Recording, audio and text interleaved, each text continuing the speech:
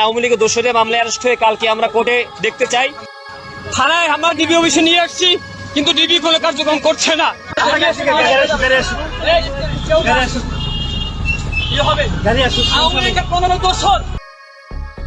এবার জনগণের হাতে ধরা খেল চিত্রনায়িকা পরীমনি। নিজের শুটিং স্থান থেকে গাড়ি নিয়ে বের হওয়ার সময় এমন বিপদে পড়েন এই অভিনেত্রী। চলুন শুনে আসি এ নিয়ে পরীমনি কি ব্যাখ্যা দিচ্ছেন। ভাই আপনারা কেউ বুঝতে পারতেছেন আমার অবস্থা?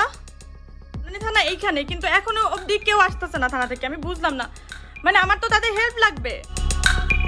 হেনস্থার শিকার হয়ে পরীমনি আর নিজের দুঃখ লুকিয়ে রাখতে পারেননি।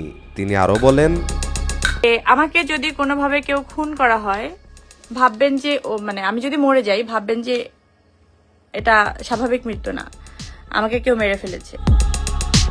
পরীমনির হামলার ঘটনাকে কেন্দ্র করে পুলিশ তদন্ত শুরু করে এবং যারা যারা অপরাধে জড়িত ছিল তাদেরকে পুলিশ আইনের আওতায় নিয়ে আসে। পুলিশের এই কাজকে সাধুবাদ জানিয়ে পরীমনি বলেন, এত দ্রুত কাজগুলো হয়ে গেছে, তাদেরকে গ্রেফতার করা হয়েছে। এখন শুধু আমার এটাই তো আমি বললাম, পুলিশ যে এত ম্যাজিকেবল হয়, এটা আসলে এটা তো বড় প্রমাণ। এটা ভিডিওটি করা হয়েছে মূলত কয়েক বছর আগে। চিত্রনায়িকা পরীমনি শুটিং শেষ করে আসার সময় মূলত এই ভিডিওটি করা হয়। সাংবাদিক এবং জনগণ তার গাড়িটিকে ঘিরে ধরে তাকে বিভিন্ন প্রশ্ন করার জন্য।